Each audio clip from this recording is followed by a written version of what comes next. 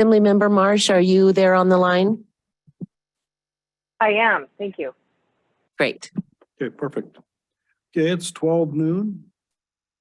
April 3rd, 2023, regular assembly meeting today.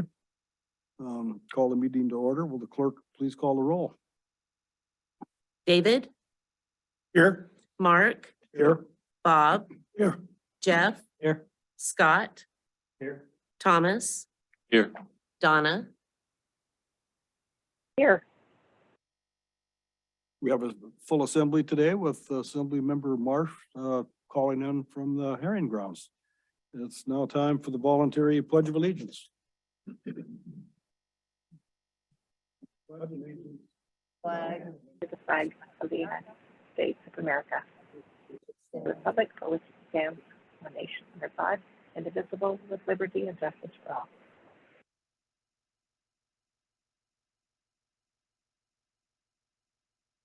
Okay, brings us to approval of minutes. We need a motion and a second and a vote to approve assembly meeting minutes from March 20th, 2023. So second. There's no proposed changes? All those in favor of approving those minutes, say aye. Aye. Opposed? Aye. Okay, so those meeting minutes pass. Next item, item 4, amendment and approval of the meeting agenda today. Are there any amendments to today's meeting agenda? Member Mucci. Thank you. Under council discussion items, just a short report on the Southeast Sea Otter Stakeholder Working Group. It'll be a short report, but there's some information that I wanted to share. Okay, did you add that to, what section did you want to add that to? I guess discuss under assembly discussion items.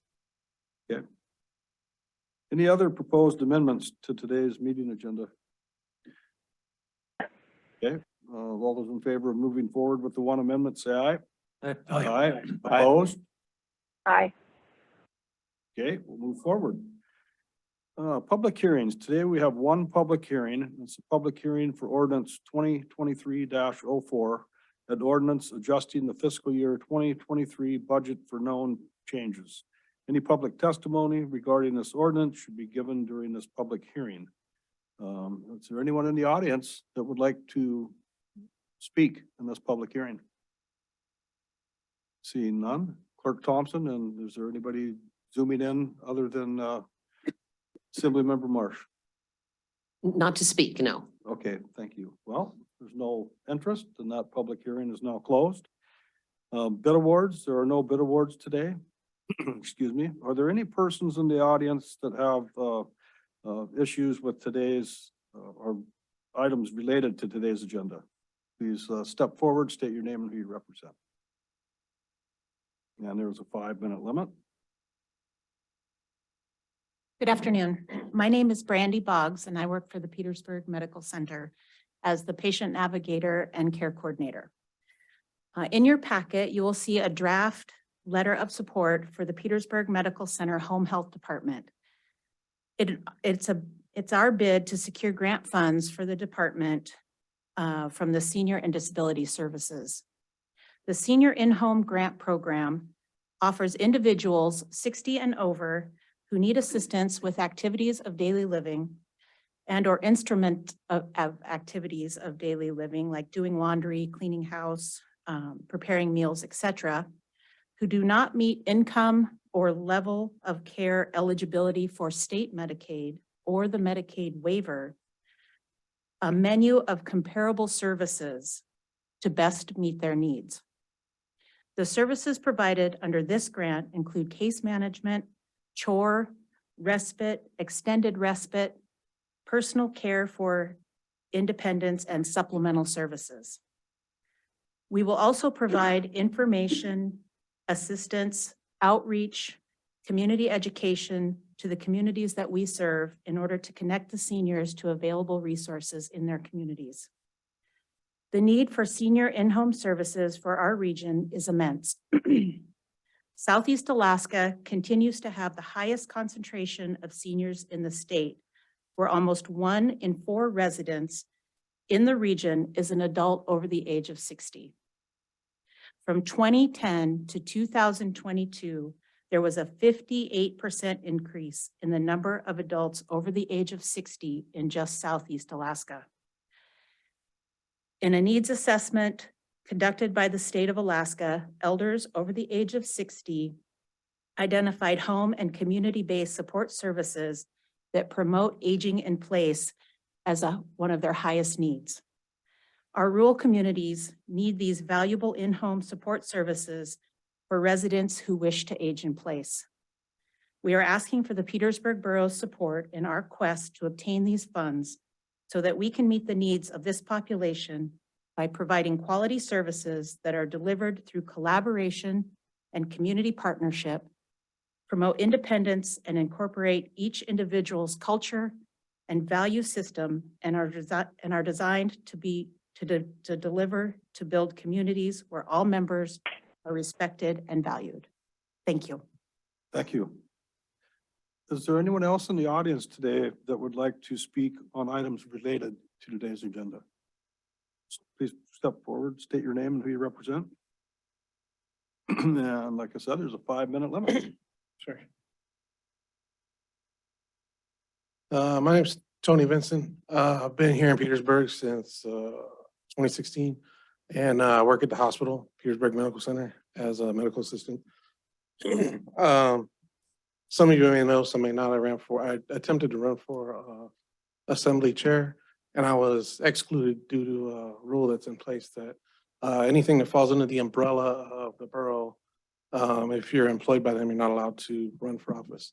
I'm kind of here to speak against that. I just feel like that it was explained to me that if something came up regarding the hospital and somebody in the assembly member was a hospital that worked there, might be more biased to lean one way or the other and not recuse themselves.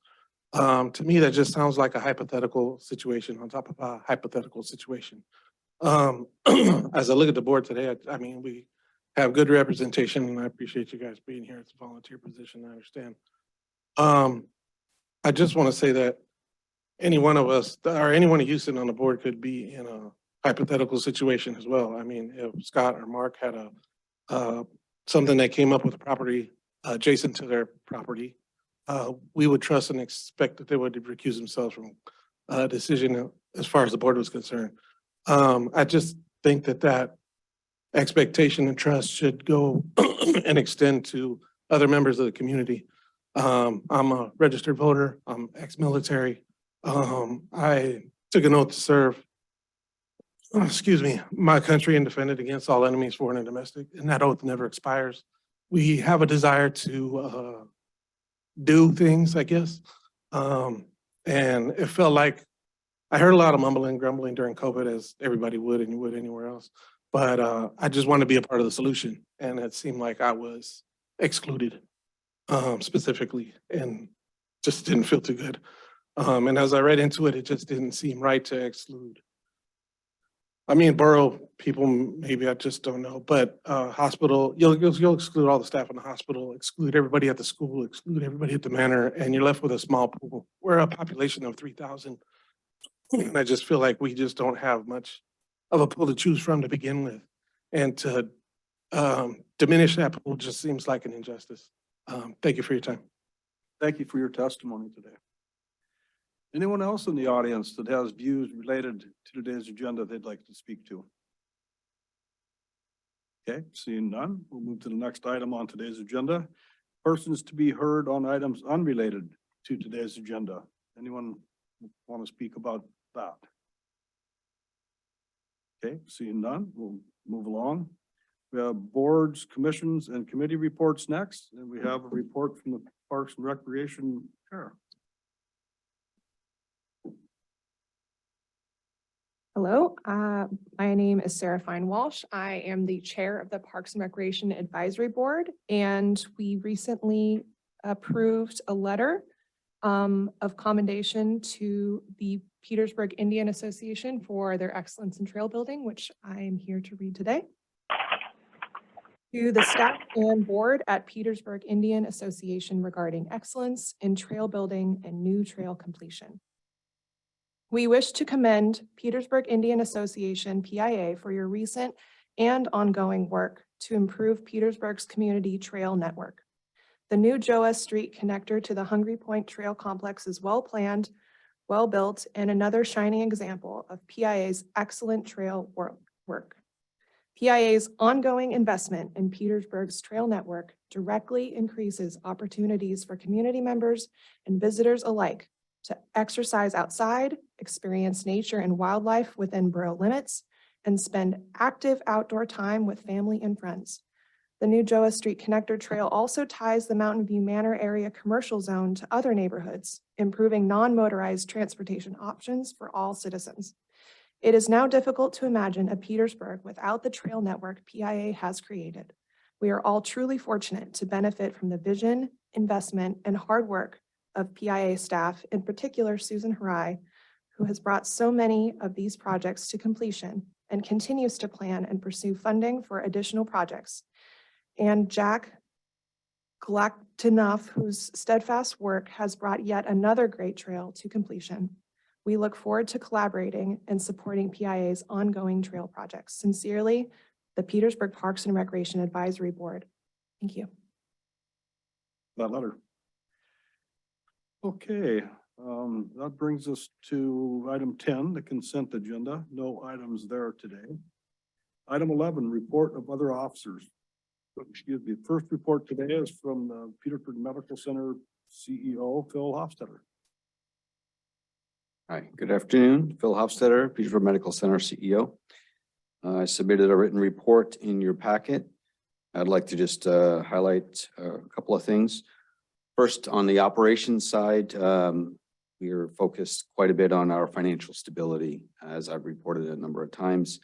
Post-COVID, we've had quite a few hurdles related to some of our programs, such as home health, wellness program, and our mental health program have really challenging to maintain our funding and support for those. So the last 6 months, I've had a lot of activity related to applications to grant programs. And so we're very excited about this program here that Brandy had mentioned under home health. We've also adding in some wellness program funding through the state and through the federal grant applications, and then also our mental health, some of our school support services related to mental health, but also telepsych and some of our programs that we're doing already to try to support those and expand those, as well as sustain those in the long term.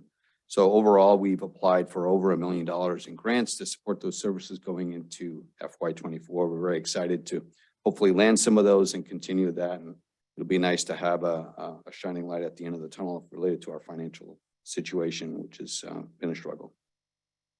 Number 2 is infrastructure and new facility. Highlighted a number of bullets within the packet, and I'll draw your attention to the second bullet, where we're looking at a presentation that was made up of a recommendation between the hospital and assembly meeting on March 22nd. That idea is we've had a lot of activity related to our HRSA funding and a new facility pre-construction and planning. It's really a good opportunity to provide a formal presentation to the assembly, which I want to thank the assembly for making that recommendation. And the recommendation is on April to do the presentation on April 17th, where we're going to look at the status of the project, the site plan, construction phasing, project delivery method, and the RFP process for pre-construction services that we completed. Additionally, we asked that the borough manager be a part of our steering committee for the hospital to make sure that we have great lines of communication going forward. So that's the highlights. We're also ready to put in the application for our site selection, which will kick off and prompt the public process for through the assembly for planning and zoning and public comment. And then following that, we're looking at scheduling a community open house sometime in June likely, and we're going to facilitate that through our community engagement committee with the board. And I believe that's it. Any questions? Any questions of Mr. Hofstetter? Seeing none, Member Marsh, or do you have any questions? Yeah, I thank you for the opportunity. I think I will compile those for the April 17th meeting. All right, thank you. Just thought I'd ask. Okay, thank you, Mr. Hofstadter. That brings us to the next report today, U.S. Forest Service update. And Ben Case will give that to us.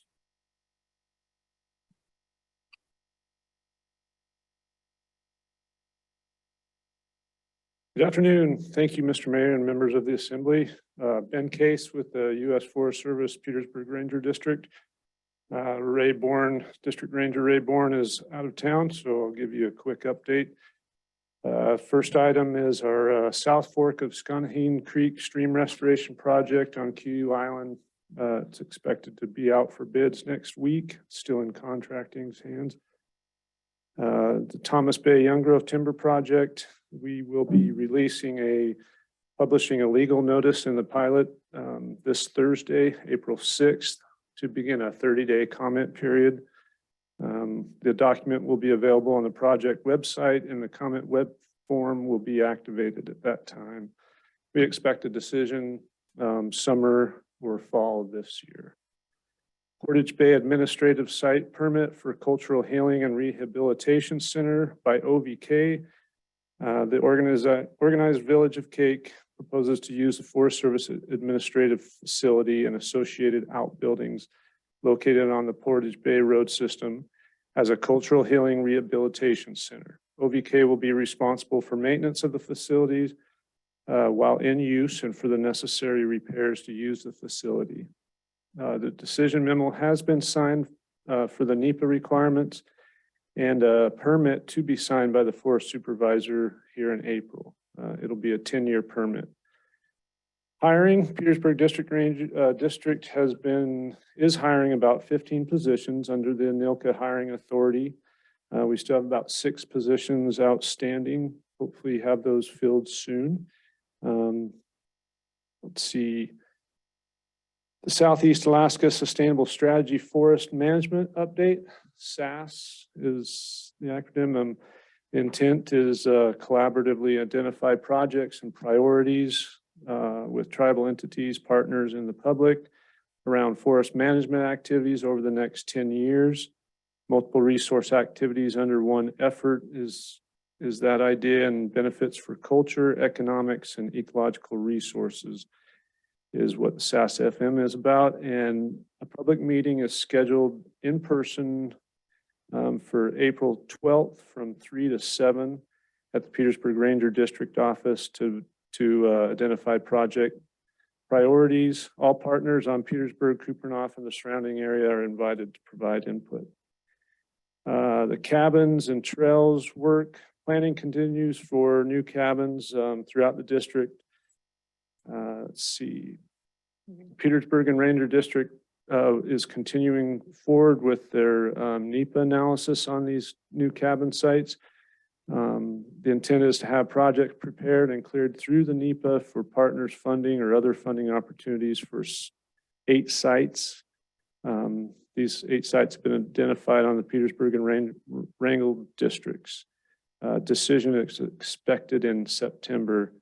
Petersburg Lake Trail work on Kupernoff Island is being planned for this summer with a crew of permanent seasonal employees working on the trail April through August for the next 3 years. Trail work is also being planned for Midcoff Island trails with a student crew. The Cathedral Falls Trail on the Cake Road System is under contract for technical work, and the Ideal Trail Bridge with a contract this year. There will be road brushing on Midcoff Island this summer. It's being planned. And then other meetings of interest, additional SAS-FM public meetings, scheduled in-person work sessions in Cake on April 14th from 3 to 5 in the Cake Community Center to identify projects. And then our Resource Advisory Committee Secure Rural Schools Program. The status of that is the South Tongass RAC is comprised of the former Wrangell Ranger District RAC, Ketchikan RAC, and Prince of Wales RAC. And Hillary Woods is the Acting Resource Advisory Committee for that. I can give her contact if you'd like. Questions? Questions of, Mr. Case? Member Lynn? Question for you back to Portage. And that decision, does that limit access to, for the public other than just for that facility itself? Or does that encumber and put any other encumbrances on that area there? My understanding is no.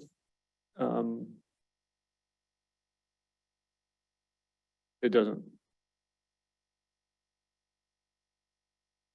Questions? Okay, thank you for your report today. Petersburg School District Financial Update. Petersburg School District Superintendent Clute Painter and Finance Director Morrison will update the assembly on the school district's finances.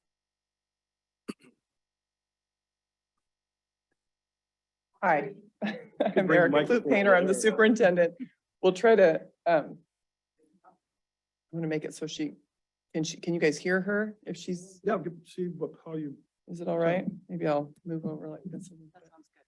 I'm Okay. Karen Morrison. I'm the Director of Finance for the school district. We'll get it. Should I share? Yeah. That'd be Okay, great. let me get it up there. Thank you. There we go. So thank you today for hearing us out. A couple of you have already been a part of some of these conversations or have come to a school board meeting already. We have had some conversations with Steve and Jody as well about the situation in the district. And just as a kind of a caveat to get the conversation going, you know, the school district historically in this community, this is my 21st or second year here, I guess. I came in 2001 and this is my, 22nd year, I think, here in Petersburg as an administrator, which is crazy. So I think I do bring a pretty good context to the community. I think I also hopefully have earned some trust and some in my ability and my commitment to the district overall. So we have been very conservative and very strategic in budgeting in the school district over the years here. We have maintained basically a status quo request over the years. Last year was the first increase in my time here, asking for an additional $200,000 on top of the 1.8 million contribution that's been made by the borough over the years, and then also an additional $200,000 for deferred maintenance projects. So that's just a little caveat to get us going. And Karen, and please tell us if you can't hear her well. I don't want her to stand up. So we did want to just point out some of the education legislative updates that are happening up at the Capitol.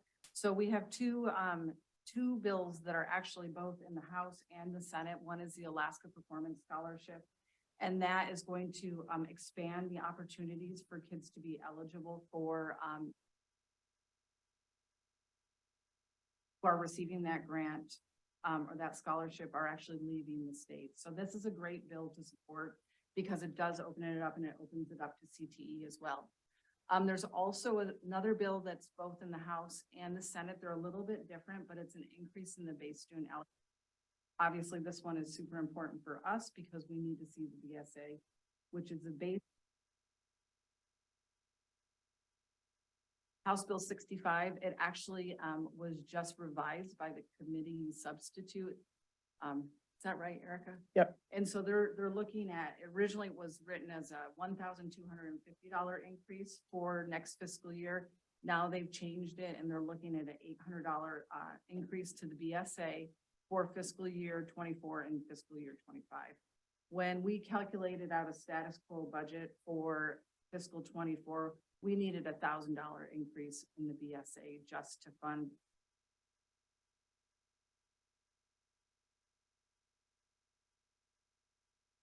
And that's maintaining a flat allocation from the borough within that, so. The Senate bill is 52, and I don't believe there's been any change to that one, and that's a increase to the base student allocation by $1,000. Then there's a few other bills that are out there that are important. Cultural education program, that one would actually increase funding for the READS Act, so that's another big thing for the school district that we're trying to not getting really any funding for the READS Act. So we have all these implementation that we need to do, including hiring a reading specialist for next school year that we're not being funded for. So there's that one. And then Senate Bill 11 is a revision to the teacher and public employee retirement system. Those who are in defined contributions can actually participate in defined benefit, which is a more robust program.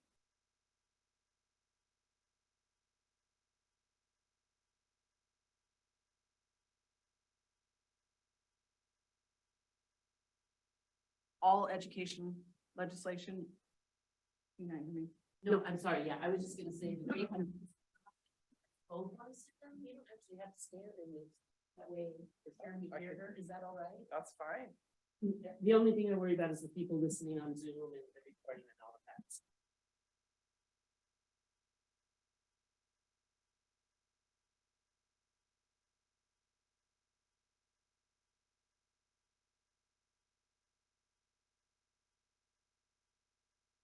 Child. Oh, it was the mind, Oh, sorry.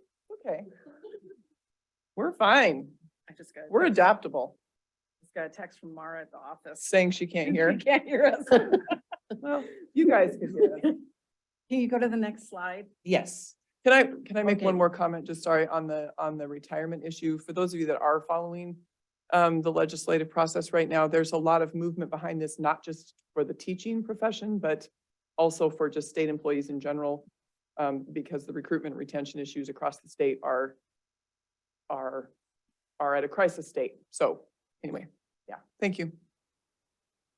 And we just wanted to show a visual of the governor's budget. I know you guys are all aware of this, but, and we know this is going to be revised because the revenue sources have come in so much lower than what they had originally anticipated.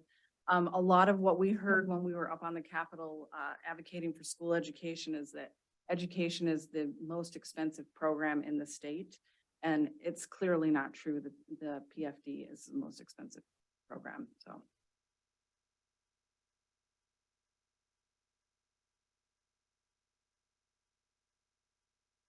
Oh, Back up just to make sure. Okay, I do. I printed it and my slides are backwards, so that's That's all okay. right. We're good. We to wanted to this one? show, this is perfect. This is okay. great. We want to show a visualization of the change in the BSA since fiscal year 12. So as you can see, there has been a really large decrease in the BSA. Our funding levels for this fiscal year are the same as they were in fiscal 14, but our costs for running the school district have greatly increased, especially with utilities and heating fuel. So we just wanted to show you that, you know, the BSA is not keeping up with inflation. There has been movement a few years to have one-time funding outside of the foundation formula. My guess is that's what they'll do for next year. I don't think that they'll open the BSA. I'm just speculating. This is my own personal opinion. I think we'll see some additional funding from the state level, but it won't be built into the BSA. So the only way we're guaranteed it's timely, reliable funding for the school district.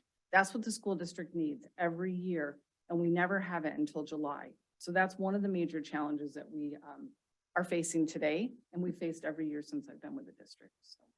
Yeah, and I think it just is important, and you'll see this when we look at the next couple of slides, but looking at student enrollment, I know I've heard that a few times as well. Well, you need to make the adjustments. When you have fewer kids, you do less, and when you have more kids, you do more.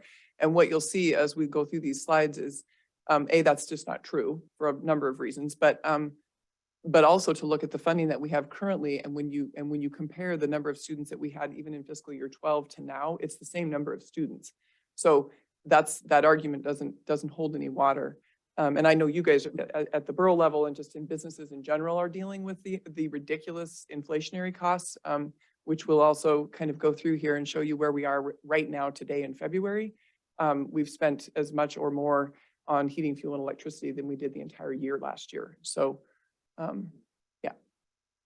And then just back on this slide here, just for perspective. So in fiscal year, fiscal year 23, a BSA of $5,930 is valued at $4,776 because it's not been just adjusted for inflation. So you're talking about a $1,200 increase per student. Yeah. Okay. This is just a slide that shows our enrollment trends. I guess the thing about this is that it's it just staggers. I mean, we do a study every spring to find out the number of students that will be coming in at kindergarten. We know how many students are graduating. We roll everybody up. We survey the community. And even with the surveys, our numbers vary so much. So we're 430 right now, and we're projecting 430 for next year. Right now, our count is 442. So I don't know what our numbers will come in. This is a much better scenario than the budget that we originally presented to the school board last year. It was based on 412 students. The state of Alaska, when you have 424 students, they fund you as 2 schools. So you lose approximately $350,000 funding just because your numbers have gone down. So this is just really a perspective. You can see when I first started the school district, our numbers are about the same as what they are now. That's not because of me. It's just the trends are kind of all over the place. When COVID hit, we were at what, 467? And then the following year, we went down to 426. We barely made that 425 number, which is a super important number for us at the school district. So since I've been with the district, even with the fluctuation in numbers, we have not rehired any positions that have, is that right? Through attrition, Yep. we haven't rehired positions. We've So- managed to work within the budget. If somebody retires, we look at every position that comes forward, and we've not added new positions. So we're not expanding programs. In fact, this year is the first year that we are adding a reading specialist, which has to happen for the requirement, all the requirements that are coming down the pipe with regard to the Reads Act. And currently, the BSA increase coming into this year that has been approved is a $30 increase, $30 for all of the requirements that are coming with the Reads Act. So it's laughable. That part is laughable.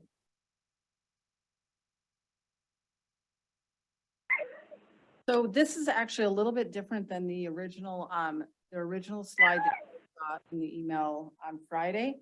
Because I went through, originally it had all of the state funding. So this is actually pared back and it matches the BSA from 2 slides before. This matches what the BSA is. So the top numbers there in blue are what we receive in our foundation funding formula. Those are directly correlated to our ADM. That's our average daily membership. The way that the foundation funding works in the school district is they count eyes and heads for 20 days. So if we have somebody who comes in January, we don't get funding for them. It's just that 20-day count period. If we have somebody out during that period because they decide they want to go on a long vacation, we don't get funding for them. And then I also included the outside the funding formula. So in fiscal 19 and 20, we did receive additional funding, 20 million and 30 million. You can see those definitely increased our state funding. And then in 20, well, really fiscal 21, because in March is when COVID hit. At that point in time, the state came in and helped us with CARES Act money. So we'll see that on the next slide. And in fiscal 23, which is our current fiscal year, you can see that we have a decrease in funding we have an increase in funding. And that is because of the one-time funding outside of the funding formula of 264,000. We also qualified an additional intensive students. So we do get additional funds when a student is has intensive needs. In fiscal year 21, we went into a thing called hold harmless. So if you have a 5% or more decrease in your student numbers, the state of Alaska says, you know, we understand that you've got a large decrease in your enrollment numbers, which will equate to a large decrease in the revenue from the state. So that first year, the hold harmless provision says, we're going to give you 75% of that loss back. We're going to help ease the burden. And the second year, they say, we'll give you 50%. So you'll see the 188,000 was what our revenue decrease was for fiscal 21. That was the first year. For fiscal 22, with the 50%, we had a revenue shortfall of 300,000. That was a decrease in our revenue. Fiscal 23, like I said, we had an increase because we got the one-time funding and also because we had an intensive student. We're in our last year of hold harmless. It gets us back 25% of the loss in revenue. So next year, we're no longer in hold harmless and we're not going to hopefully drop by 5%. So the provision won't start over again. It does start over if you have a 5% or more increase in enrollment. So we're looking at a $477,000 decrease in revenue from the state of Alaska for this current fiscal year to next year. You want to add anything, Erica? I don't think so. Just that decrease is what most school districts were seeing, obviously, during the initial phases of COVID for a lot of reasons. So this is why everybody's really hearing a lot about this in a lot of districts, is because this is the hold harmless provision is what most schools went into for these last 3 years. And then we were managing, and we'll talk more about this with CARES Act funding and federal funding, how we were navigating, trying to utilize that to the best capacity that we could to offset other costs within that so that we weren't coming back to ask for additional funding at the borough level. So this is the CARES Act funding that we have received. The school districts received $928,000 from the beginning of CARES Act until next fiscal year. We are very fortunate in the sense that we have CARES Act money to use next year, about $175,000 to $200,000. We have really carefully strategized on how to best use these funds. We mostly did not use them on positions except for in fiscal year 21 when we hired a bunch of elementary school teachers so that we could kind of shorten that learning gap and address the issues of being remote. We have the 6th grade teacher currently funded in there for this fiscal year. That's the plan for next fiscal year. The other things that we've used are final wave of ARP funding. That's the big purple area. We have been using it for nurse services and mental health services in our school district-wide, because we don't have a school nurse. We were able to have one last year because we had an additional grant that we had received. Yeah, that's pretty much what we're using those funds for. So we do have some to roll over to next year. Erica and I have received word just recently that there are some additional COVID funds available for different programs. So we've applied for those. We may end up with a little bit over $200,000 of our ARP funds, because we're really just we're basically moving the shell pieces around and trying to maximize our sources of revenue. And our grant funding opportunities as well, our federal programs that we receive funding for migrant education, Title I, and we're able to leverage those for some of our staffing needs as well. And then initially, as Karen was saying about that first year or two with the original funding, where they talked a lot about being able to, how do we provide the educational opportunities for our kids, whether it's remote or needing to reduce the class sizes. So that was also when we hired people, they knew they were coming in really on more like a year to maybe 2 basis. And so we've also dialed all of those positions back over the last couple of years after that initial wave, where we were trying to have the class sizes be, a lot smaller and working within that system. So we've reduced back down to our sort of quote unquote regular staffing numbers that we've had traditionally over the years. And I would say the CARES Act funding across the state, there's a lot of districts that have spent all of their CARES Act funding. We know districts that, have put it all on people. We were very cognizant of making sure that if we used our funds on something that was permanent, we were using our general funds. We really definitely strategized on that. And so you can see there's been a large influx of revenue coming from the state level, and now that's gone. So.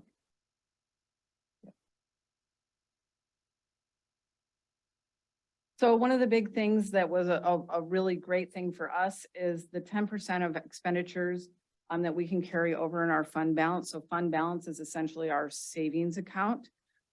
We are normally capped at 10%, but with the emergency declaration, the governor waived that statute.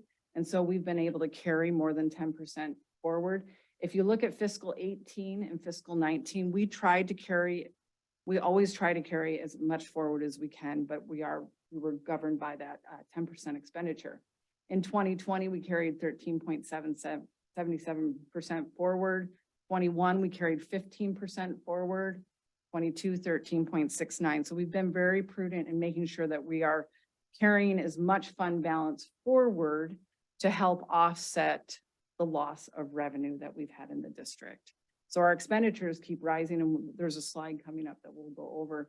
So for this current fiscal year, we're looking at about a 7% fund balance. That's about $623,000. It's about 3 weeks of operation for a school district. And I think just to keep bringing this point up, those years of 2020, 21 and 22, those carrying forward those fund balances or having that increase in money went exactly where Karen said. It wasn't like we were adding programs and people. That is trying to keep going from one year to the next. That is not enhancing. That's not doing any of those other things. That's just, let's carry forward as much as we can so we can keep moving along the way that, with basically a status quo budget.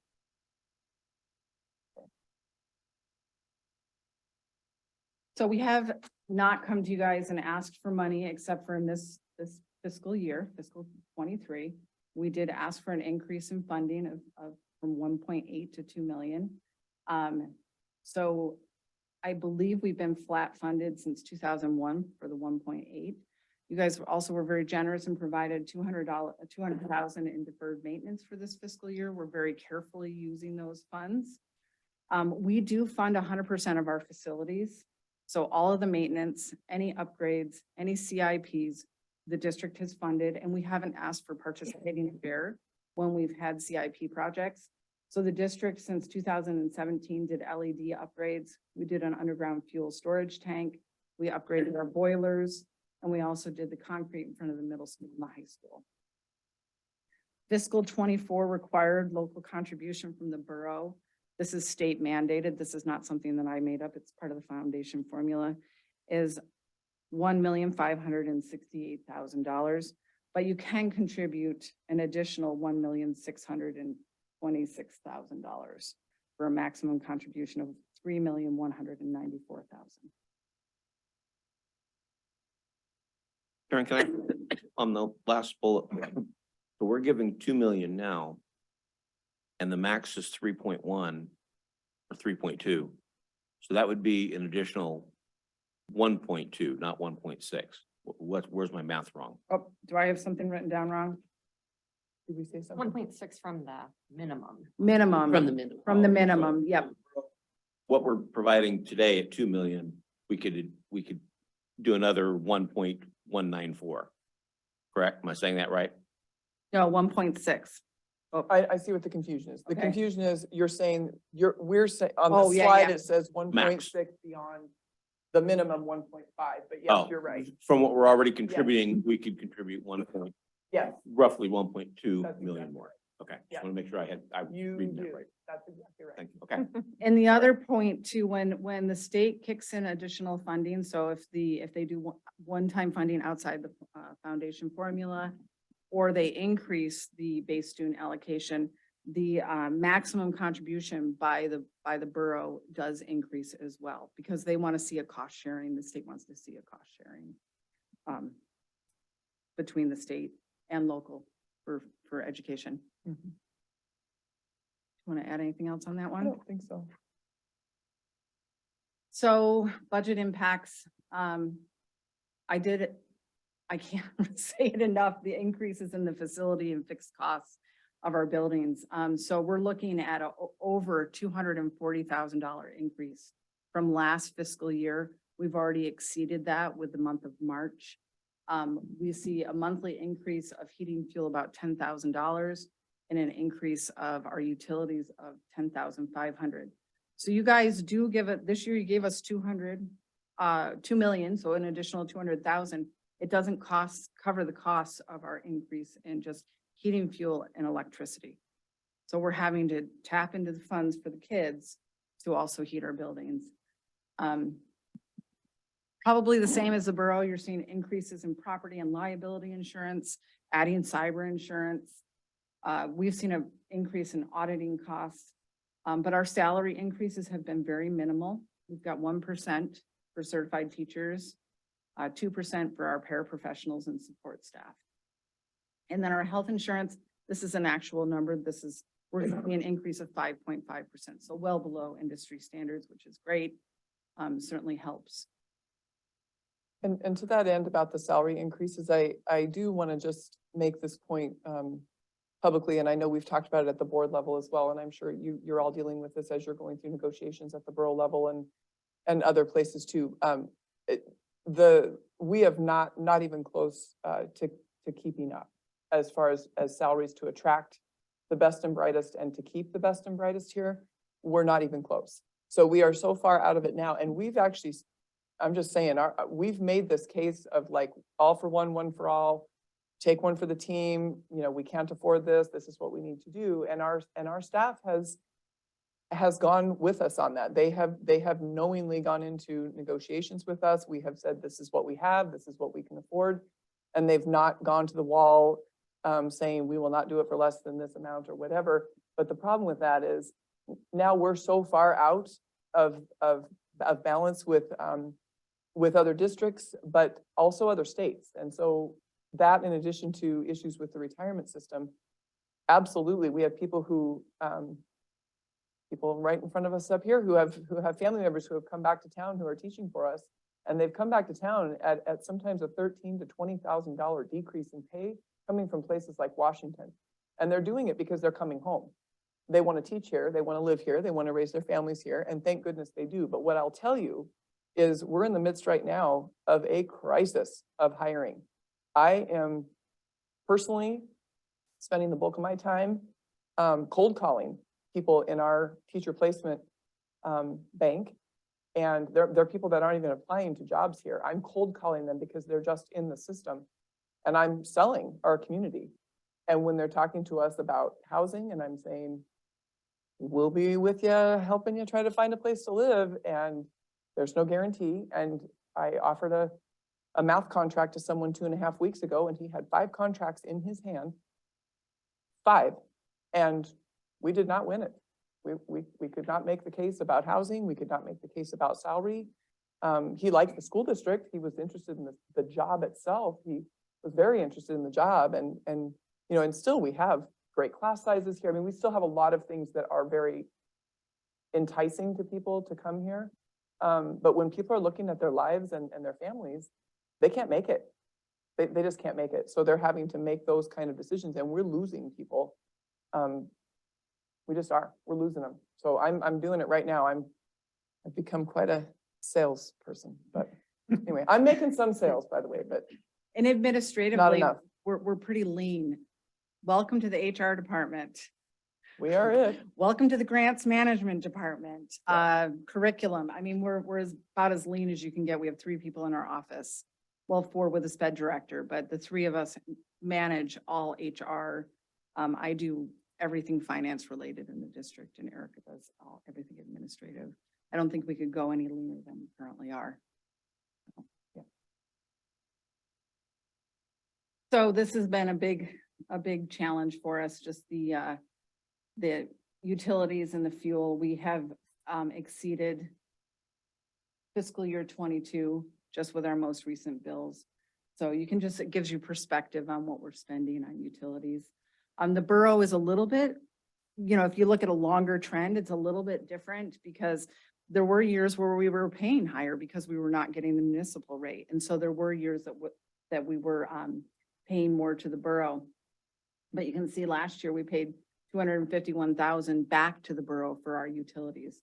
Currently, this fiscal year through February, we've paid $251,000 back to the borough for the utilities, and then $283,000 for our heating fuel, which we just have we've got another $42,000 that we have to pay in March. So just perspective, it's fixed costs. It doesn't matter how many students are in the building. These are costs that we have to pay with operating a school district. So just some budget considerations. Right now, we're kind of at a stopping point with where we can build our budget. We need to kind of know what the borough is willing to contribute. Because if we have $1 million shortfall in our drafted budget for fiscal 24, that is with the borough contributing $2 million. We're looking at a $30 increase per ADM Unfortunately, I can't project an increase at the state level and just build a budget based on that. That might make my job a little easier, but we also don't want to paint a picture that's not realistic. For our expenditures, we do have a status quo budget from this current fiscal year with the addition of an elementary school reading specialist to help deal with the READS Act. And a negative fund balance, in this scenario here, we have a negative, 677,000 fund balance. So obviously, we're here to request additional funding, for your school district from the borough. And we're also hoping that we're going to get additional funding from the state. Until we know this information, what our options are somewhat limited. So these are some programs that are just program costs. I'm not recommending that we get rid of anything in particular, but it's just give perspective. If we got rid of the swim program and activities, that would make up, 670,000 of our budget shortfall. Not enough to cover it all. But it just gives you some ideas of what we're spending. $48,000 on curriculum for a whole school year for curriculum adoption is not very much. 61,000 on teaching supplies. That's kind of nickel and diming the budget. And they're already pretty lean, I would say.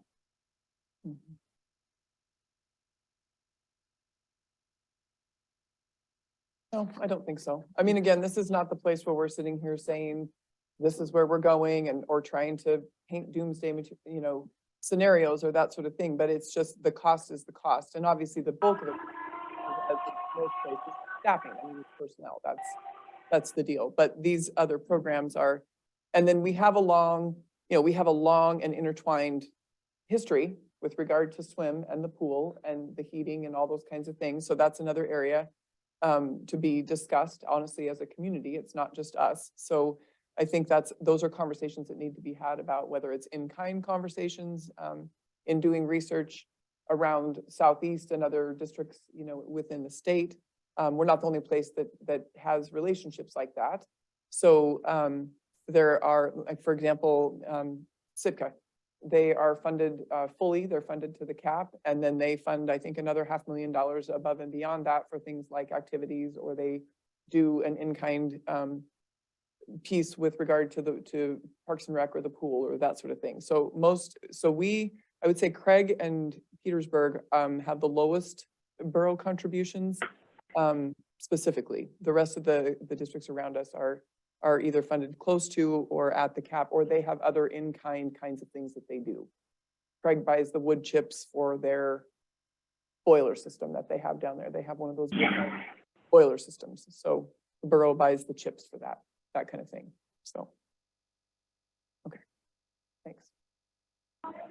Again, just reiterating that we need $1 million minimum. We've pretty much depleted our fund balance. Our COVID funds are gone. As I stated before, fluctuating enrollment. If we had an increase of 10 students, our revenue at the state level increased by $100,000. So that's sizable. So trying to dial in that ADM, which we do try every year, and every year it comes in a little bit different than what we thought. Sometimes higher, maybe, fingers crossed. Hold harmless provision ends this year. So some of the solutions could be the increase of local contribution of $3 million from the borough, additional state funds, or reduce programs. That's kind of where we're at with our current situation. Well, thank you for your presentation. I went over it in the packet and kind of disturbing, and just, with inflation and everything else, is what the answers are. I don't know. So, yeah, but thanks for your presentation. Are there any questions, Member Lynn? I have a couple of questions if I can. Looking at your figures here, is it reasonable to say that each $100 increase in base student allocation is equal to about $40,000 to you? Rule of thumb? Boy, I don't have that number handy as far as. Can I get back to you on that? Sure. Yeah. Sure. The second question, back on here, on one of your slides where you talked about the programs that you have, did I hear you say did I hear you say that this is that your next fiscal year budget is no increase over over what you had this current fiscal year. Did I hear that correctly? Yes, except for the one additional position to help navigate the Reads Act requirements that are effective July 1. We are, and that's if we can find the people to replace the people. So we have currently positions open right now that we are actively recruiting for. That we hope we find the people to fill those, so.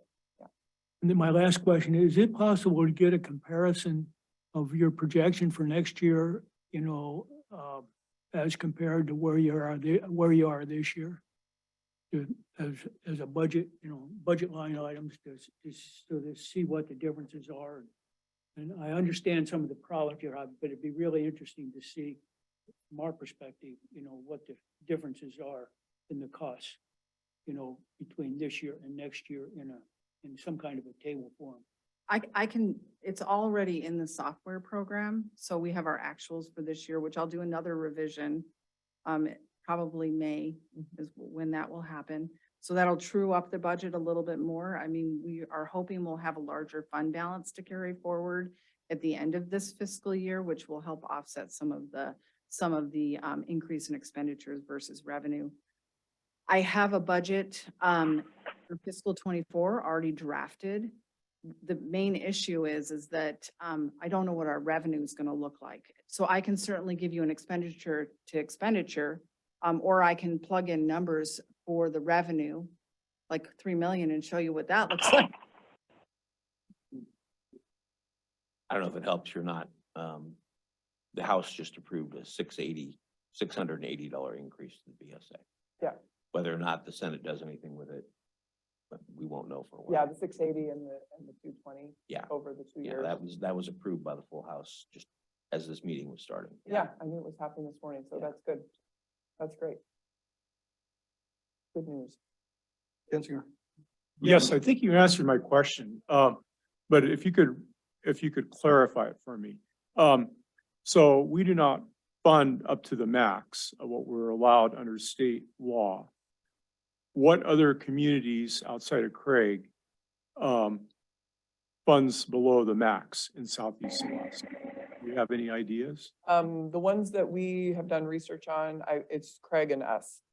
So everybody else, Sitka, Juneau, Ketchikan, Yakutat, Sitka, they all fund up to the max.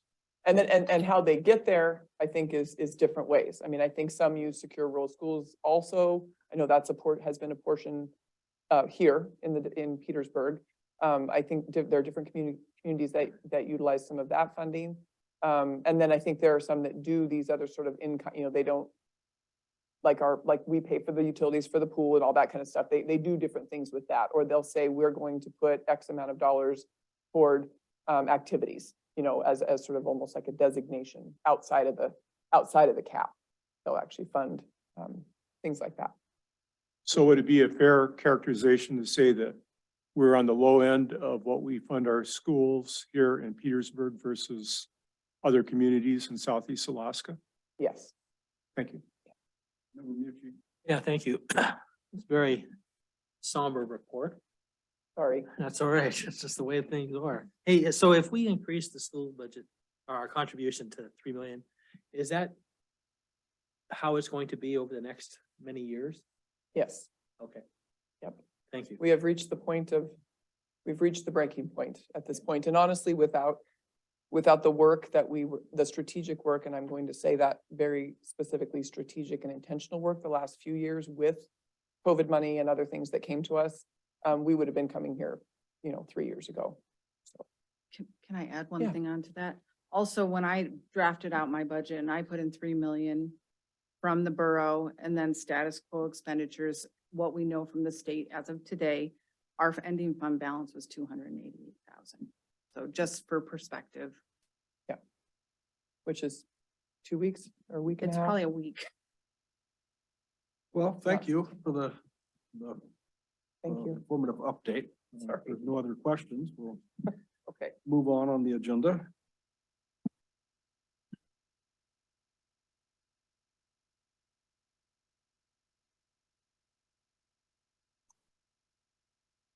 That brings us to the mayor's report. I'm not gonna do it in order since the Washington DC trip update will probably be the longest, but we're seeking letters of interest. We're accepting letters from citizens who wish to serve the community by filling a vacant seat on the hospital board until the October 2023 municipal election. Letters of interest should be submitted to Clerk Thompson at the Borough offices located at 12 South Nordic Drive, or by sending to Post Office Box 329, Petersburg, Alaska, 99833, or by emailing to dthompson@petersburgak.gov. There's a family book drive for the month of April. The Petersburg Office of Child Services is partnering with the community for a family book drive, collecting new and used books for kids and parents. To donate, please drop books off to the collection box located inside the Fish and Game Building on Singley Alley, just outside the OCS office door, anytime until the end of April. And we just returned from a trip to Washington DC. Manager Giesbrecht, members Fine, Walsh, and Newman, and myself traveled to DC. We had a pretty busy schedule. There was, overall, I felt a good trip. When we met with our congressional delegation, 2 senators and our congresswoman, we, went over our priority list, told them hospital was number 1, and right down the line. Our schedule of meetings on the Tuesday, the 28th, we met with our lobbyist for breakfast, and then we started our meetings. We went to the Coast Guard and had a pretty good meeting with them. Talked to them about the buoy tender and, just the relationship with Petersburg and the Coast Guard. They didn't really say much one way or another about getting a buoy tender. But the Coast Guard liked, being in Petersburg. And then we went to Representative Peltola's office and went over our issues with her. And it seems to me like all of the delegation was interested in working for hospital funding and trying to get the $20 million through the Treasury Department.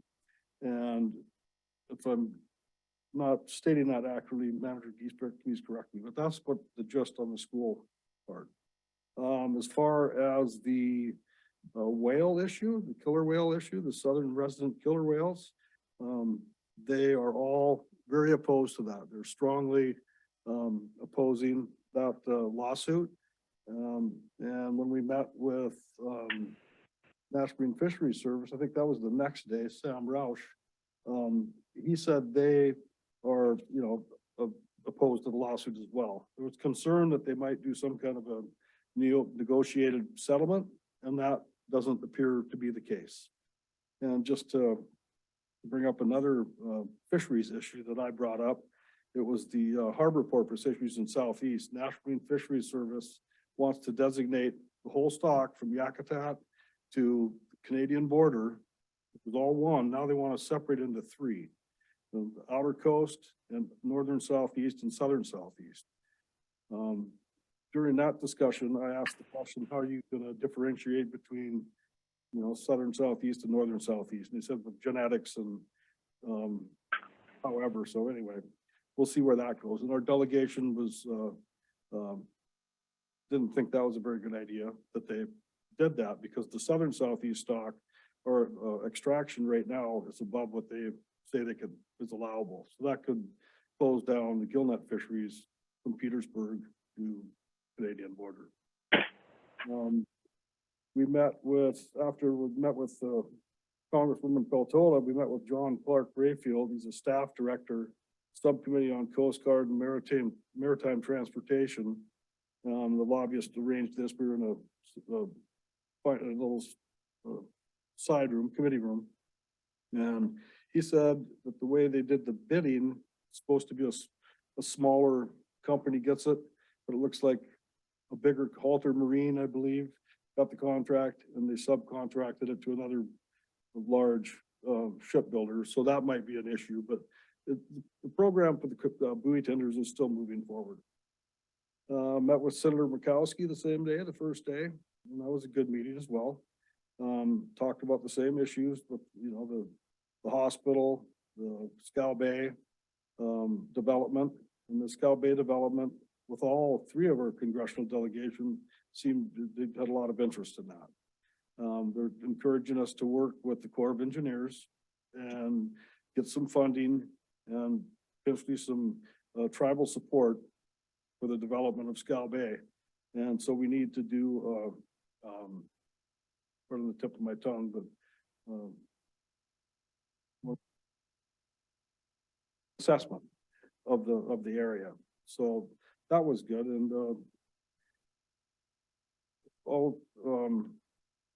trying to think of other highlights. Oh, in Senator Murkowski's office, one of her staffers, can't remember her name, but she's actually works for the Coast Guard. And she will be, coming back to Alaska this year, but she said she saw a map. There's 4 buoy tenders of the Elderberry class right now in the United States. They're only going to build 3. And she said they had a gold star on Petersburg. So that was very positive. And from other discussions, like with Senator Sullivan, it seemed like that was probably, the way it was gonna, not a done deal, but Petersburg was, on the list so far to receive a new buoy tender. So that was good news. Then who else did we meet with? It was a long 2 days. Met with Stephen Kopecki. He's the head of the Northwestern Pacific Ocean Divisions of the Corps of Engineers. He gave us some insight on how to move forward with the Scow Bay development. And they're interested as well as not just the washdown pad and that development, river basin in the future. So we need to keep working on that. Met with Senator Sullivan. Then once again, same thing, encouraged him to work with Department of Treasury to see if we could get that $20 million passed through federal money, ARPA money through the state that Senator Stedman appropriated. And the language, according to our lobbyist, Sebastian O'Kelly, was that it's not for new hospital construction, but they handle each hospital on a case-by-case basis. So if we, work them hard enough, or if our congressional delegation works them hard enough, maybe that money will, get passed through. Any other assembly members, Member Newman or Member Fine Walsh or Manager Giesbert, do you want to add to the report? We'll have a more detailed one when we get the written report from our federal lobbyist and Yeah, through the, compile the information. so I put the written report together this morning and sent it out to the group as well as to our lobbyists to make sure that I didn't say anything incorrect. Once I get hear back from everybody, I'll finalize it and get it back out to all the assembly and department heads. So as you said, I mean, I think they were good meetings. Accomplished a lot that I think in the long term will benefit us, and we've got some work to do on top of it. Yeah, there's a lot of follow-up to do, so keep you, informed as that goes forward. It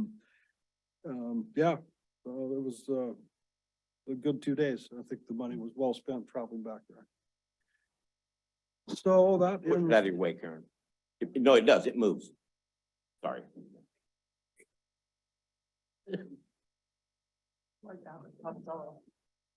Thank you.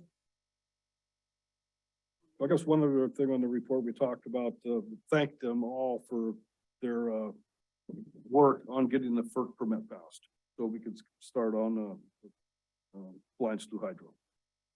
And with that being said, it's time for the manager's report. No written manager's report. Okay, item 14, unfinished business. Ordinance 2023-03, an ordinance proposing amendments to the home rule charter of the Petersburg Borough to allow borough employees, including employees working at the Petersburg Medical Center and Petersburg School District, to serve on certain boards and commissions, and directing that the proposed charter amendments be submitted to the qualified voters of the borough. This is the third and final reading. I'd entertain a motion to adopt this ordinance. In its third and final reading. Second. Motion been made by Member Mucci, seconded by Member Kinsinger. Discussion. Yes, I do have some input, if I may, please. You have the floor. Thank you. So in the last few weeks, I have studied and contemplated and surveyed people, friends and acquaintances and people across counters when I go conduct business with them. And it's been an almost even split where some are like, yeah, I don't see any problem. And the others are very cautious in the conflicts of interest that potentially impact the borough as it makes budget decisions regarding regarding the school district, and including less directly the hospital. So I have taken some consolation in those discussions that safeguards are in place in the charter for the assembly to handle potential conflicts of interest. So I would like to trust that this provision, as stated therein, will protect the people from undue bias as they vote or not vote, as they need to recuse themselves from issues that pertain to that. And then secondly, I think the best protection that we have against the mishandling of these conflicts of interest is the voters themselves. If the assembly does pass this, the proposed change to the charter will then go before the qualified voters of Petersburg this fall. And if passed at that time, it would then be left to the people again to remain alert and use the right and opportunity to vote in subsequent elections to protect integrity and honesty. So some may say I'm flipping my vote, but in discussion and further study and further conversations with people, I am going to vote in favor of this so that the people themselves, as the voters of Petersburg, have the opportunity to have the final say. Okay, thank you. Any Thanks. other assembly members have comments on this ordinance in its third and final reading?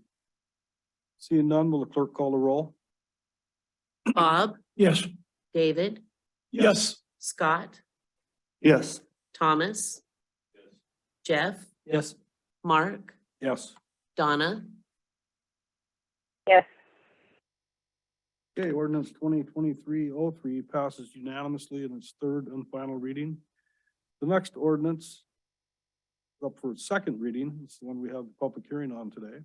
That's ordinance 2023-04, an ordinance adjusting the fiscal year 2023 budget for known changes. This is the second reading.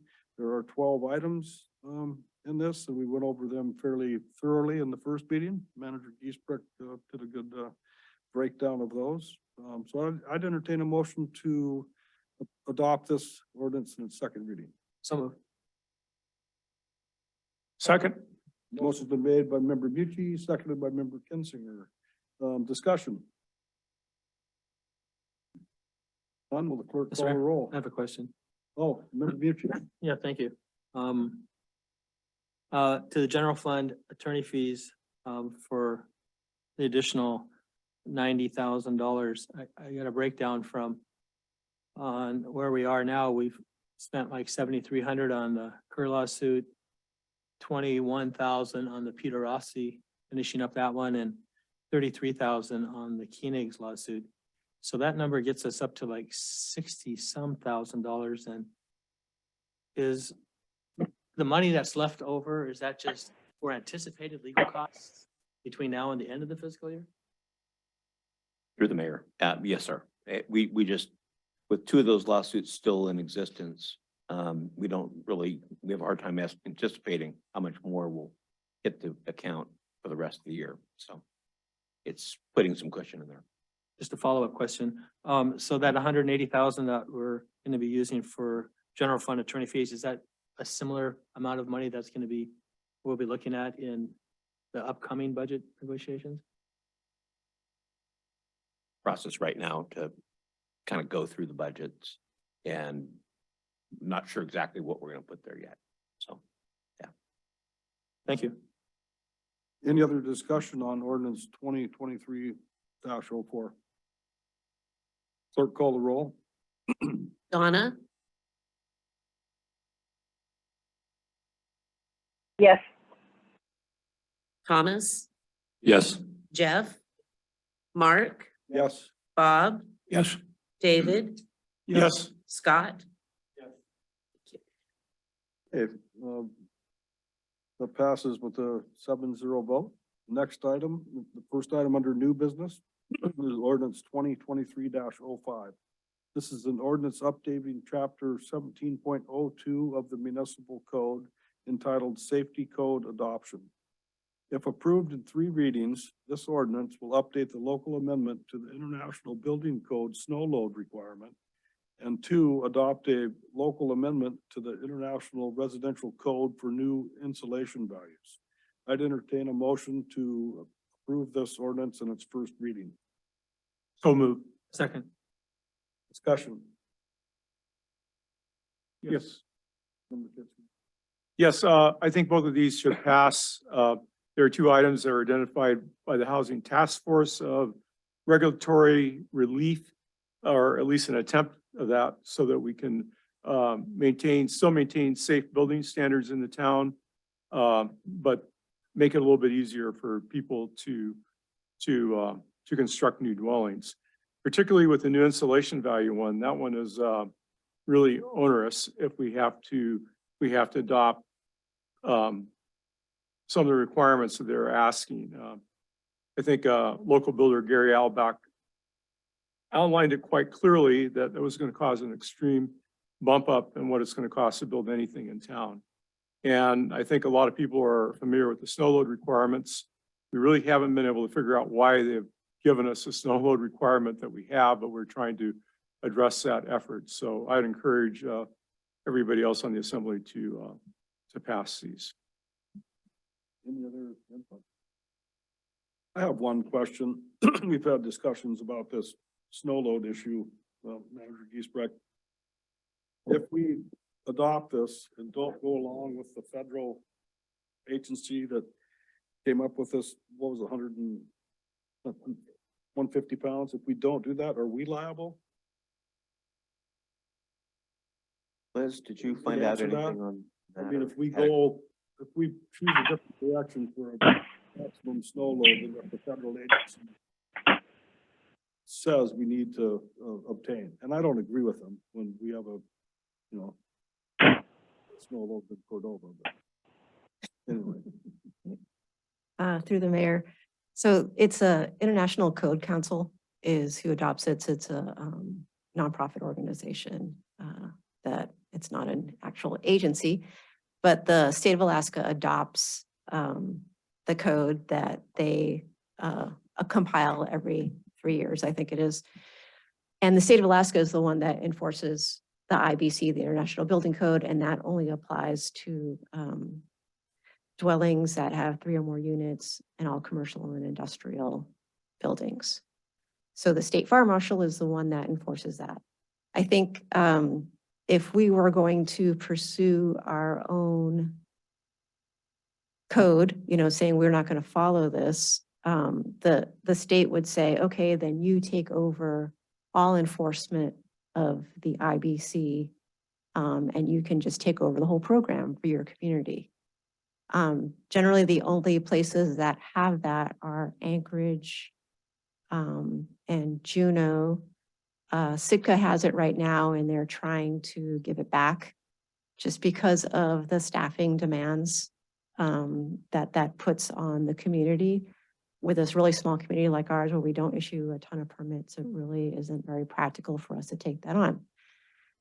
As far as liability, that's a good question that, I probably would have to talk to the attorney, because we do have some indemnity when we issue a building permit.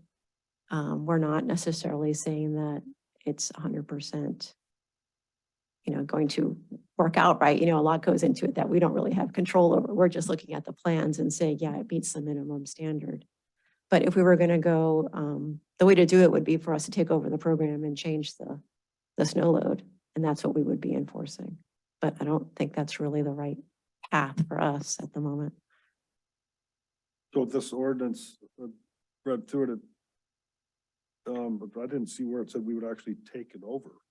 We're not, Just we're not. changing the number. So this is sort of a, in writing only, like this is what we would like to happen. But it's still up to the state to enforce it, and we don't really have any sway, right? They've already said, we're not going to enforce your preference. We're going to enforce what the International Code Council has said.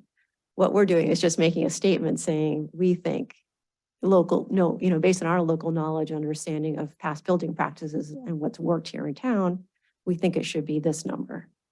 But they're under no obligation to use our number. They have in the past, but currently that is not their That means proposed the state practice. fire marshal can still, someone wants to build a commercial building, say you need 150-pound snow load. Or Right, you won't check the box. right. So they won't issue the permit, right? There questions? Member Mucci. Thank you. So this is just an opinion piece from the borough. And if anybody builds a house or commercial construction, they still have to go to the state thing, but they'll know that the borough wished it was lower. Through the mayor, we do wish it was lower. Also, if we had a different fire marshal with a different opinion, it would be nice to have it on the record that this is what we think. And also, I think we're going to end up having to appeal to the International Code Council and see if we can get an amendment, if we ever want it to actually be lower. And it's a 3-year process. So it's not going to happen anytime soon, but I think we're trying to make a point. That's on the snow load part of it. The other part of it, which is the insulation values, we are the local authority. We have jurisdiction to enforce that code. And so when we reduce it for the insulation values, we actually can enforce that and lower those insulation values here locally. And Member Kent's here. Yeah, I'd also like to point out that there have been numerous commercial buildings that have been built in town, library, I mean, it goes on, that are built with a lot lower snow load than what the 150-pound standard is. So if we're talking about liability, I don't really think that's an issue. Otherwise, we're gonna have to go back and look at every building that's been built and permitted in the last 10 years. So just so everybody's aware that this hasn't been enforced in the past. But on another note, wasn't the snow load 90 pounds in the past? And this new fire marshal, this new federal agency, whatever you want to call them, came up with 190 or 150 rather. So yeah, I agree with you though. So, and wasn't there some communications, Liz, maybe you could answer this question, that you said something about every 3 years. Isn't this in discussion to try to lower it so the fire marshal has a lower number to enforce? Through the mayor, they just issued it in 2021 and the state just adopted it. So now they've already started their process. They're about to release, the international group is just about to release the next iteration of this in 2024. And then they'll start the process of amending for 2027. So every 3 years, they update the code. Ours actually has been 150 since before 2000. It's just that the fire marshal has not enforced the 150 until now. And I don't know through the mayor if this helped me. So Liz and Ray and myself have all reached out to International Building or Code Council folks. I actually spoke to the chief structural engineer who promptly told me that they have nothing to do with setting the snow load. It's actually the American Society of Civil Engineers who do the analysis and provide that data to the ICC. I've reached out to that group 3 times now and have yet to get a return phone call. So basically we're going to keep at it. But Liz said the state fire marshal is, when it comes to this stuff, is the one who gets to write the permit or not. And if they continue to say it's gonna be 150, then that's what it's gonna be until we can get them to change it. And they're basing that on what they see in an ICC book, which next one is 27 when it comes out. I believe it's 24, Okay. but we're not going to be able to change that one because that one's done. Yeah, I mean, so we've got at least 3 or 4 years before that can be a solution. So hopefully what you're voting on today sends a message, and we'll keep at it, and we'll see if we get better information from some of these other folks, but no one wants to take credit for why it's 150. At least the people that will actually speak to us. Glenn Wolf? Yeah, thank you, Mr. Mayor. I would support this in its first reading, but I also have concerns if we lower the requirement below what the fire marshal is prepared to enforce. I would be concerned that if somebody did have a problem with their roof, for whatever reason, their insurance provider may discover this discrepancy and refuse to pay their claim. I mean, we all know it's hard enough to begin with to get insurance to pay. And this seems like a really great excuse for them to deny coverage, should somebody have a problem with their roof.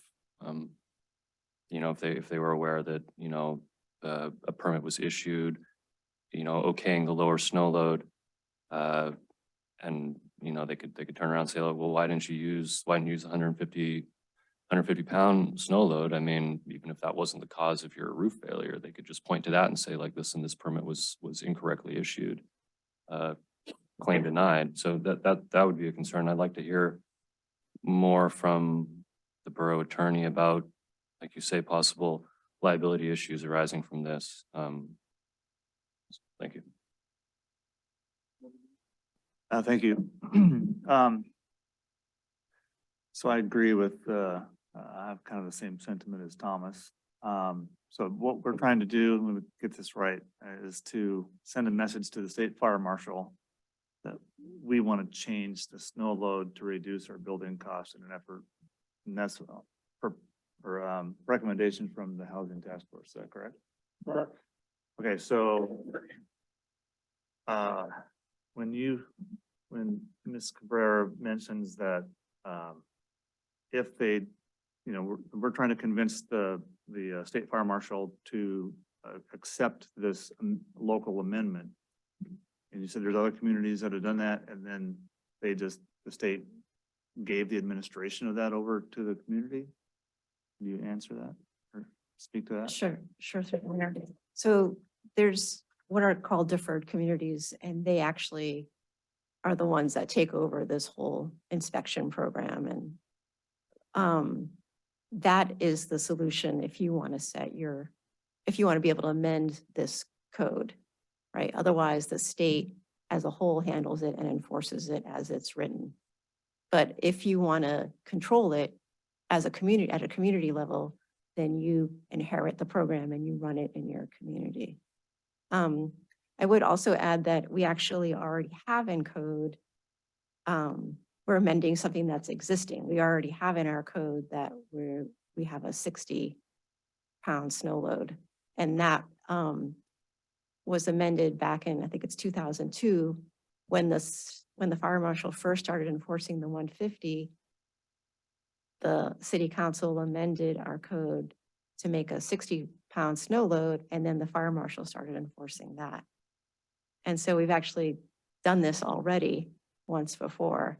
And so now we're just amending something that's existing to be a little bit clearer and actually more consistent with a more recent study that was done that set our snow load a little bit higher, but not significantly higher. So the 60-pound number is historically proven then? Like, this is a sound number, there shouldn't be any problem with it. Okay, thank you. Not being an engineer, but that's certainly what everybody's built to for over 20 years and even probably longer. Yeah. Well, I'm sorry. Go ahead. You know, we start talking about liability and how do we arrive at this number, and we don't want anything to fall back on it. So that answers my questions. Thank you. Yes, sir. What would exactly be the expense and the cost of taking on this ourselves?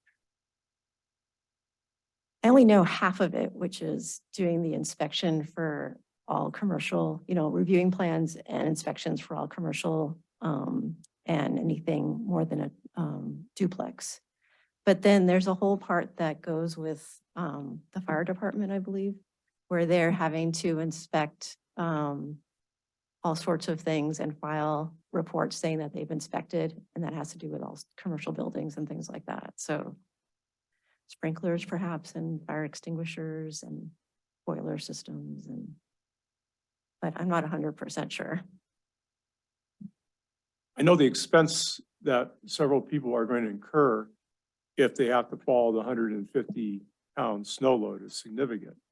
So it'd be very interesting to find out some more details on what would be required for the borough to take it over.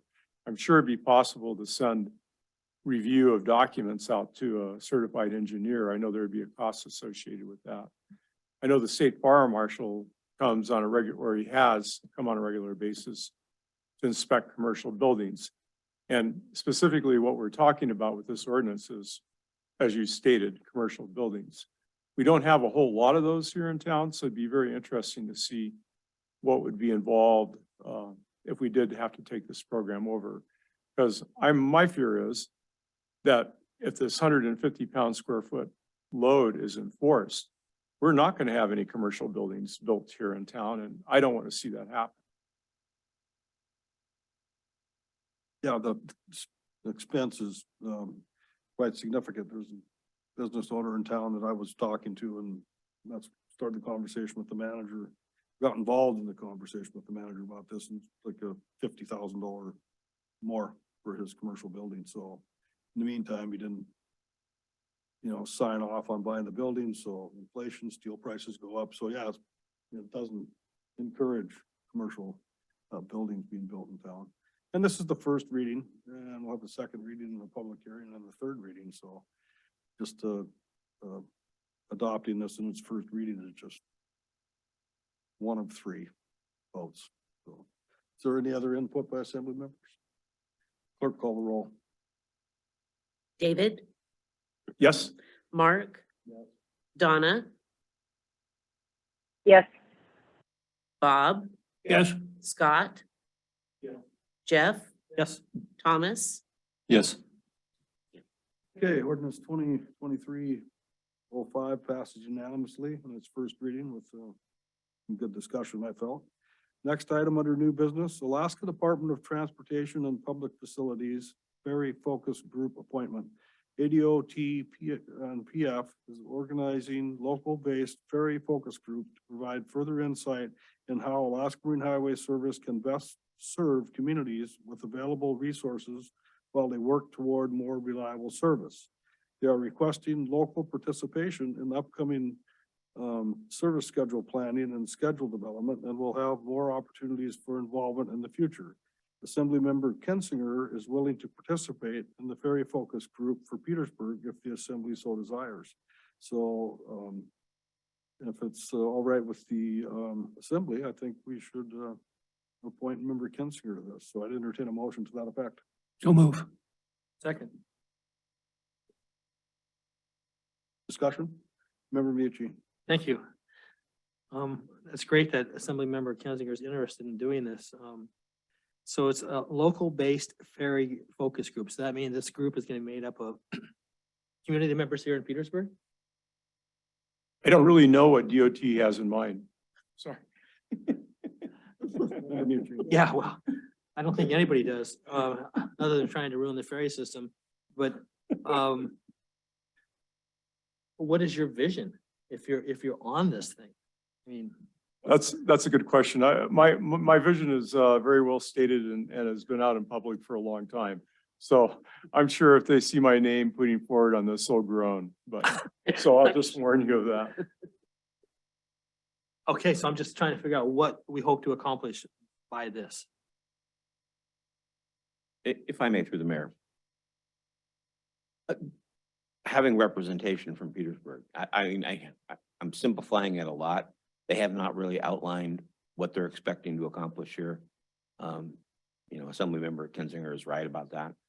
But I didn't want it, when I got the email, I didn't want it to pass by and Petersburg not have anybody on this committee. I mean, and maybe for the moment, that's as much as we can hope for, is at least we have representation on the committee.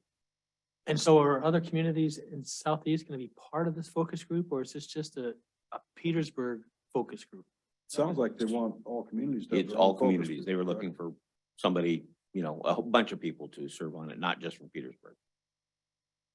Great, thank you. It would be great if they did something with it that was constructive, so I don't see anything that hurts with appointing Linda Kinsey in this. So, with that, will clerk call the roll? Jeff, Yes. Scott, Yes. Thomas, Donna, Yes. Mark, Yes. Bob, Yes. David. Reluctantly, yes. Well, with that being said, we expect full ferry service by July. Yes. Next item on the agenda, Petersburg Medical Center Project Steering Committee appointment. The new PMC Project Steering Committee is requesting the Assembly appoint a borough staff member. Manager Giesbrecht has been suggested to the committee, so the Assembly is kept informed of progress on the project. I'd entertain a motion to appoint Manager Giesbrecht to the steering committee. Second. Discussion. Thank you. Just, I guess, for the folks at home, what is the, I know it says a project steering committee, but what will your roles and responsibility be on that committee? Through the mayor. I was approaching it from the standpoint, my job is to bring information back to the assembly and information back to the hospital or steering committee members. It's not to decide how big a lab should be or anything related to design. It's purely maybe a communication vehicle. But, you know, so that there's somebody on the steering committee that knows how borough projects have to be walked through and just, again, information conduit. Thank you. As a follow-up to what the manager said, there is the hospital board, there is a steering committee made up, I think, of Bill and a group of people. What this does, and adding the manager to this, helps keep everything consistent with our own rules, the borough code, borough charter and everything else. And I think that's going to be one of the manager focuses on this, to make sure that everything is communicated and goes more smoothly. For input? Clerk call the roll? Thomas, Yes. Donna, Yes. Bob, Yes. Jeff, David, Yes. Scott, Yes. Mark. Yes. Okay, thank you, Manager Giesbrecht, for being willing to do that, or since you've been duly appointed. Next item, Petersburg Medical Center Home Health Letter of Support. Petersburg Medical Center's Home Health Department is applying for a grant from the Alaska Department of Health and Social Services to provide additional support for our seniors and their family caregivers, including an adult day program, in-home chore support, and respite opportunities, and requested a letter of support from the borough. So I'd entertain a motion to sign onto a letter. So, Second. Discussion. Member Mucci. thank you. I just one question. Do we know how much the grant proposal is for? Mr. Hofstadter, can you answer that, please? Yes, through the mayor. The Department of Health and Social Services put it at $9 million for 3 years. They did not designate the number of programs, so we don't have an idea of if it's through 10 programs or 15 programs or 20 programs, but it's a significant amount. But we don't have that information at this point in time for the grant. Great, thank you. Yeah, it seems like a letter of support would be good to have from the borough. There's no other discussion. Will clerk call the roll? Mark, Yes. Jeff, Yes. David, Yes. Scott, Yes. Donna, Yes. Thomas, Yes. Bob, Yes. Petersburg Municipal Employees Association Collective Bargaining Agreement Negotiation Team. Manager Giesbrecht requests approval of the following borough staff as the negotiating team for the upcoming PMEA contract negotiations.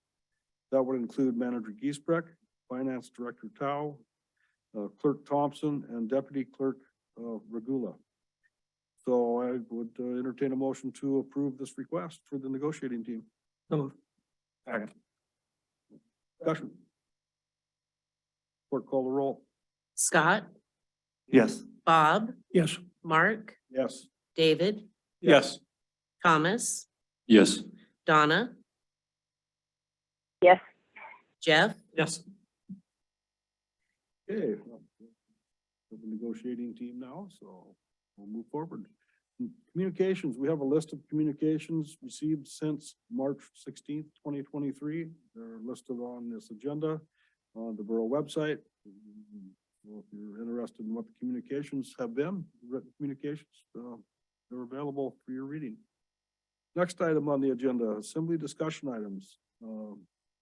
Assembly member comments, and member Mucci, you asked to have give a little report on the Sea Otter Task Force meeting or something? Sure. Well, it's not, thank you, Mr. Mayor. It's not a report on the meeting. It was we were supposed to have a meeting last week, but it got pushed back a couple more weeks. We're trying to get everybody involved in this when this report comes out on how many otters are in Alaska, Southeast Alaska. But they did release their findings of how many otters they think are in Southeast Alaska. Last year they flew 5,000 miles of transects throughout the panhandle. And they flew for 140 hours videos and over 300,000 photographs using 2 different types of imaging system. But the key here is that their abundance estimate for otters in Southeast Alaska is 22,359 otters with a 95% confidence range. Their estimation also says that the carrying capacity in Southeast Alaska is 48,000 otters, but I'll have some maps and a PowerPoint presentation that they're gonna send out here the next week as soon as I get it. But I thought it was interesting that they think that there's 22,359 otters in Southeast Alaska. That is an interesting statement, and the carrying capacity is over twice that. Yeah. And, So, and fisheries are being depleted. yes, so, Subsistent ways of life. yeah, Very so interesting. I'll keep the information coming as soon as I get it. Thank you. Glad you go talking with these people, not me. So, any other assembly members have comments?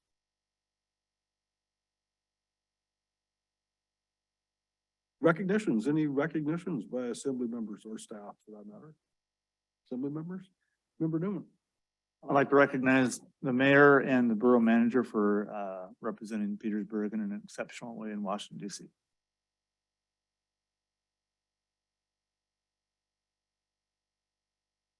Any other recognitions? Okay, we're gonna now go into executive session, so we need a motion to resume or to go into executive session, and if that executive session will be to discuss the status of and strategy with respect to collective bargaining with the Petersburg Municipal Employees Association. So we'll take time for, what did I do? nothing, you keep going. You're doing good. We'll entertain a motion to go into executive session for that reason.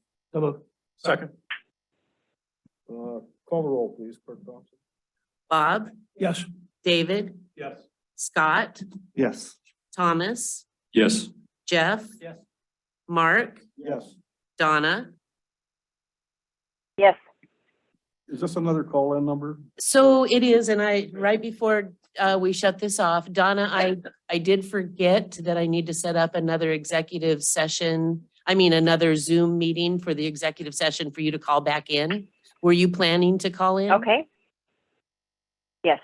Okay, so I will text you as soon as I have it set up, okay? That sounds good. Thank you. Thank you. We will resume in 10 minutes after the clerk has time to get this set up.